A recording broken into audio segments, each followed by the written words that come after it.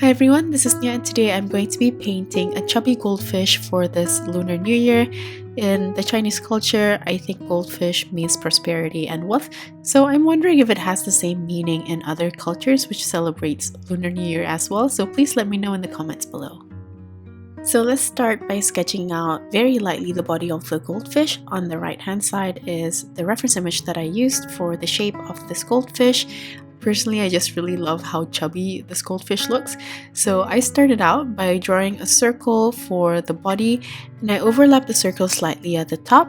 For the face, I separated the areas of the cheeks as well as the head by just creating curved lines for all those features.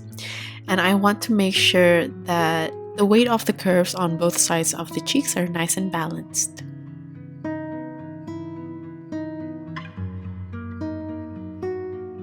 And here I'm going to indicate the area for the mouth. Next, I want to try adding the position of the eye. I still wasn't sure at this point, but I just wanted to map it out. And I can see that there are curved lines facing upwards for the head to create the contour lines for where I can put the texture. I'm just drawing it out so I can map it in my head as I go. You may see that the lines look a little bit weird compared to the reference image.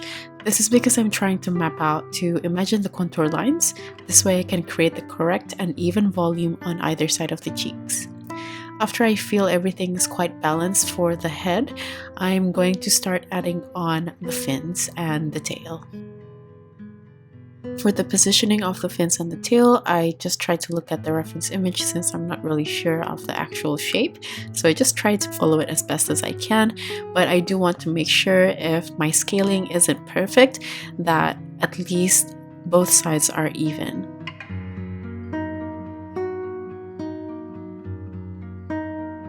I want to add some decorative elements around the goldfish, but this is optional. If you just want to draw the goldfish, that's also fine. For me, I want to add some water vegetation or water grass, and I'm going to do a diagonal composition, so I'm going to draw it out on the bottom left as well as the top right. Since the main subject matter is quite chubby and round, I decided to complement the decorative element by making the shape of the leaves nice and round as well. Finally, for some oriental touch, I want to add some flowy gold lines that serves as a flat decorative graphic for the background.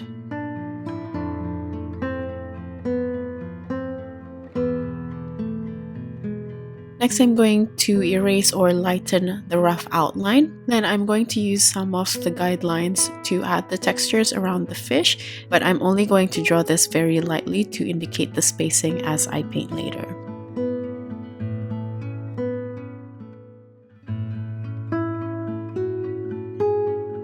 As an example here for the head, I can see from the reference image that it's divided into 3 different surfaces, and within those 3 separate faces, it's divided then into smaller areas. But to add on those blobs, I'm going to follow the curvature of these faces. So as you can see, the blobs in front of the fish is facing more towards the front of the fish, and as I get to the top, the lines are getting a little bit more horizontal, so it's following the roundness. The blobs actually really help accentuate those contour lines, which in turn gives the illusion of volume, so be mindful of the positioning of these textures. Same goes for the scales. It helps to create contour lines following where the scale should land on. I know I didn't draw it here, but hopefully you can see the lines that's running through the reference image of the fish and use that as guideline for your scales. Here I'm making mine much simpler, so the scales are much larger than the actual natural scales. Now let's move on to the colors. Firstly, this is Cobalt Blue Hue by Holbein, Lamp Black by Daniel Smith, Vermilion by Holbein, Hansa Yellow Medium by Daniel Smith, Gray of Grey by Holbein, and I'll be using Bleed Proof White by Dr. P.H. Martins. And for the final decorative element, I'll also be using my Finetech Gold palette. Now let's get to painting. I'm actually going to create my own pattern, but I'm still going to use the reference image as guide for the values and the light placement. I started out by wetting the area of the body, then I use a mix of Hansa yellow and vermilion to create an orange, and I use a medium consistency to place it on the wet surface until it blooms out, creating this soft blurry edge.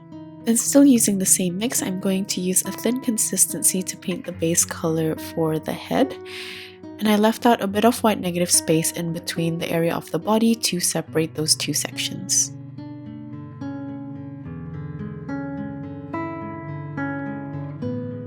I'm also going to paint the cheeks, still using the same color in a thin consistency.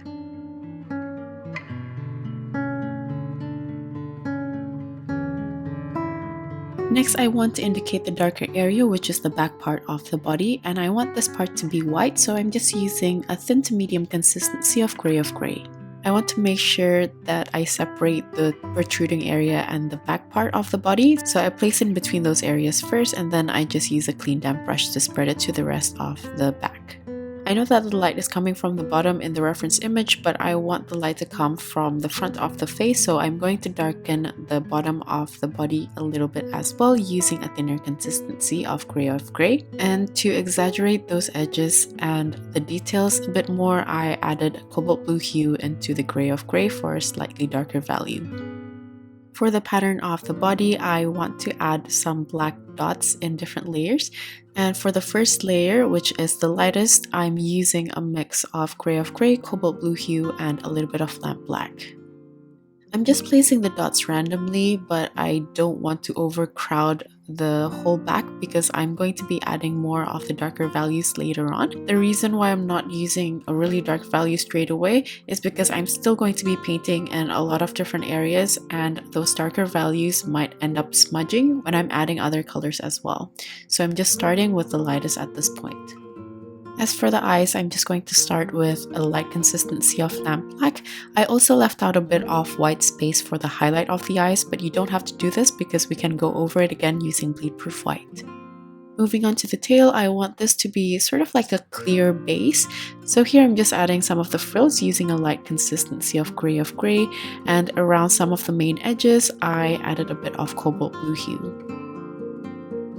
For the ventral fins, or the fins at the bottom here, I want the connecting part to be a light orange and for the edges to be that clear color. So for the edges, I'm using the same mix of gray with a bit of cobalt blue, whereas the other side with a light consistency of Hansa yellow and vermilion.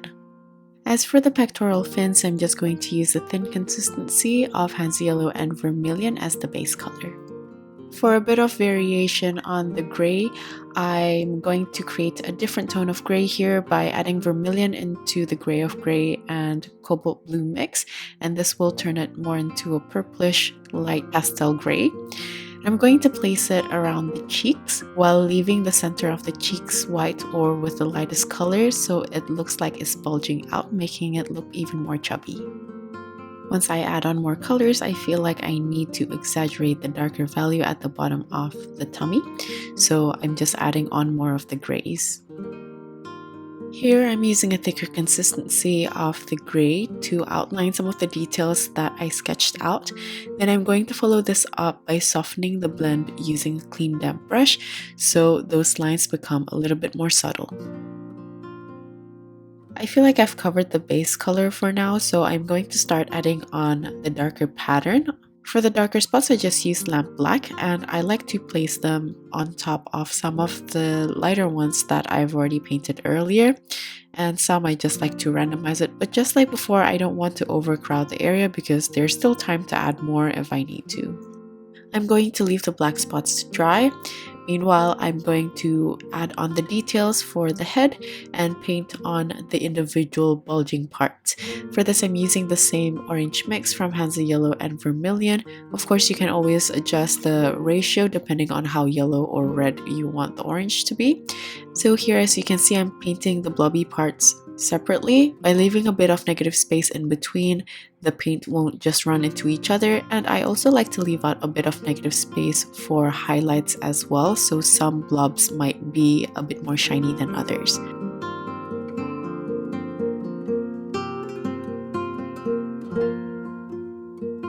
Next, I'm going to add some darker values using the same mix, but this time it has a bit more vermilion, and I'm also using a slightly thicker consistency. And I'm just placing this on the left side of some of the blobs, then softening the blend with a clean damp brush. This will create more variation, and the darker values that you paint will actually bring out the light in the painting. While I still have that orange mixture on my palette, I'm going to use it again to paint some of the scales at the bottom of the fish. And I'm using a light to medium consistency this time because I don't want to overpower the rest of the painting. So I'm just going to layer on the details very slowly.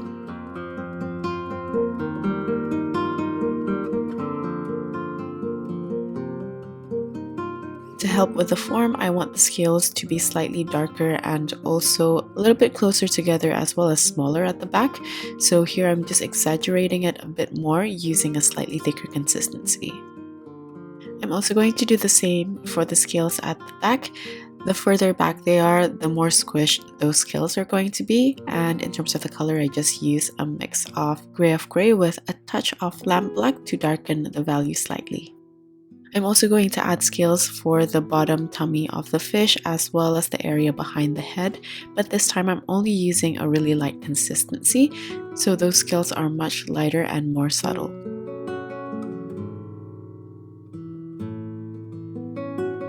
For the face, I'm just going to more or less follow the reference image for the pattern, so here I'm going over those white blobs using the gray. Under the cheeks, I'm going to add some really light scale textures, and I only want this to be very subtle to enhance the chubbiness of the cheeks. I feel like I've gotten quite a bit of the texture down already, so I feel a bit more comfortable adding on those dark black dots. And here I'm just using a medium consistency of lamp black to add on more of those blobs. Just like before, I like to play around with the size, and this time I'm also going to apply some under the tummy.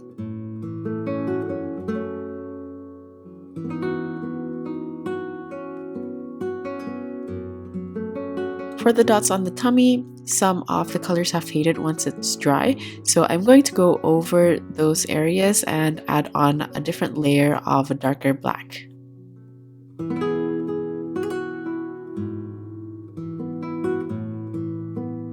After looking at the whole fish again, it looks a little bit flat, so I'm going to exaggerate the edges by darkening it using the gray and a little bit of lamp black mix.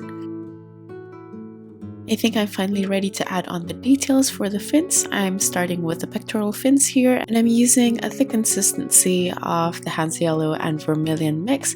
This time it has a bit more vermilion for a slightly darker value. Like I mentioned before, I want the back tail to be more or less transparent, but I like to add some black details as well. I first use a medium to thick consistency of lamp black to just add on lines to some of the main areas of the tails.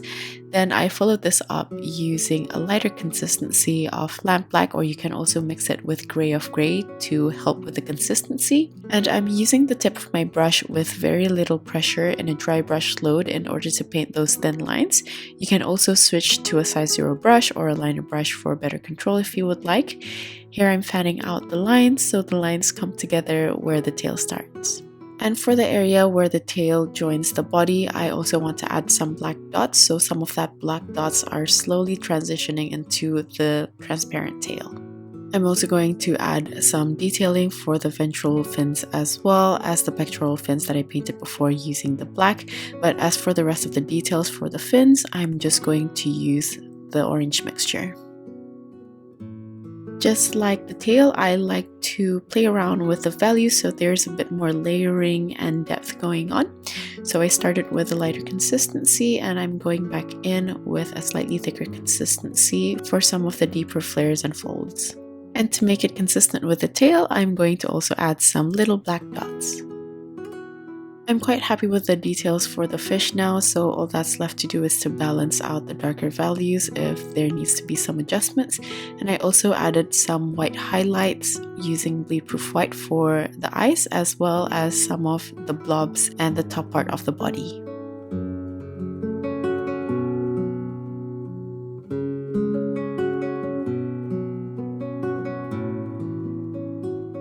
Now Now let's move on to the decorative elements.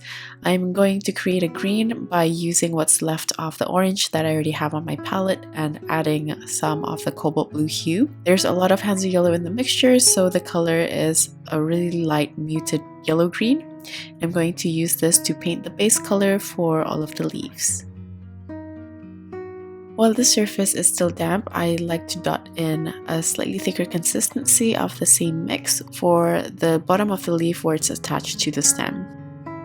The surface should still be wet, and here I added a bit more cobalt blue hue with a little bit of lamp black this time to create an even darker green. And I'm going to place this at the ends and also the tip of the leaves. I'm only going to do this for some of the leaves, and if parts of the leaves are already dry, I just soften the blend using a clean damp brush and pick up whatever is left, either to cover more of the lighter areas or even add some textures if you would like.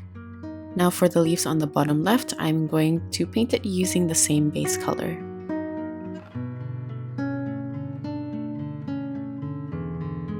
This time I'm going to go straight in with a dark green, and just like before, I'm placing this at the bottom of the leaves as well as the tip, and this time with whatever is left on my brush, I use it to paint the mid-ribs as well, and I'm also going to do this for the leaves at the top. Next, I'm going to add some variations to the veins, so I'm going to paint them differently for the leaves. For some of them, I'm using the same base color but in a slightly thicker consistency to paint some of the mid-ribs. And for others, I use a mixture of the base color with the dark green to create a mid-tone green. And if some of the lines end up being a little bit too thick or a bit too dark, I just soften it using a clean damp brush. As for the stems, I'm just going to line it using the dark green. Next, I'm going to be painting the swirls, and I'm going to use a thick consistency of my gold here. You can use any tone of gold that you have on hand. I feel like this would also work great if you have some iridescent blue paint, or just to use a light consistency blue would also work nicely with the oranges, since for me this is supposed to represent water.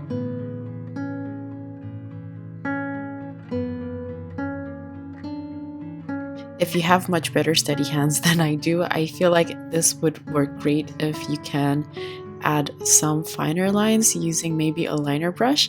But personally, I think this is the only thing I can handle without it being too crooked. So I'm just going to stick to the two lines here. Since I've painted all of the elements, I'm going to erase any pencil marks that's still showing. And after this, I'm going to reline some of the gold and actually add some of the greeneries because I feel like the composition is still looking quite empty. So I'm just adding smaller versions that is not as detailed to support the main leaves.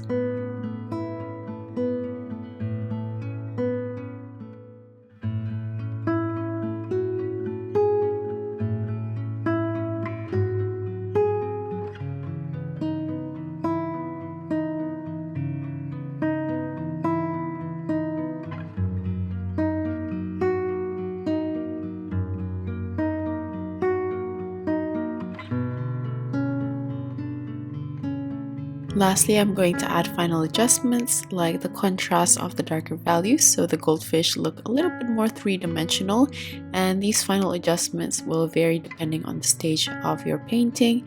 Personally, I feel like I need to darken some of the grays so the body or the tummy of the fish as well as the face looks a bit more defined. So here I'm just going to slowly layer on the gray of gray and lamp black mix as well as the oranges for the head. And for the tummy area, I feel like I want to add more of the bluish gray hue. So I use the mix of graphite gray, gray of gray with a bit of cobalt blue.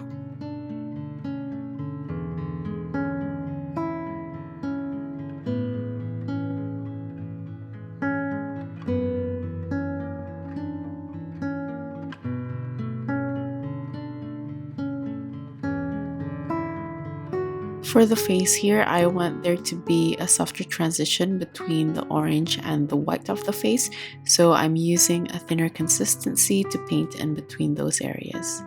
And that's basically it for this painting. I'm just going to finish everything off. If you guys enjoyed this tutorial and would like to see more, please consider subscribing.